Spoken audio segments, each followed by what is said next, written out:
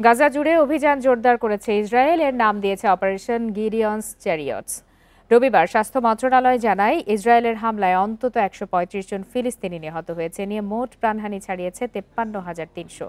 উত্তর গাজার বন্ধ হয়েছে সব সরকারি হাসপাতাল। কাতারে ইসরায়েল ও হামাসের প্রতিনিধি দলের বৈঠকে যুদ্ধবিরতি নিয়ে বৈঠক শুরুর পরও গাজায় হামলা অব্যাহত রেখেছে ইসরায়েল। এক বিবৃতিতে ইসরায়েলি সেনাবাহিনী জানায়, উত্তর ও দক্ষিণ গাজায় স্থল অভিযান চালাচ্ছে তারা। এতে সহায়তা করছে ইসরায়েলের বিমান বাহিনীও।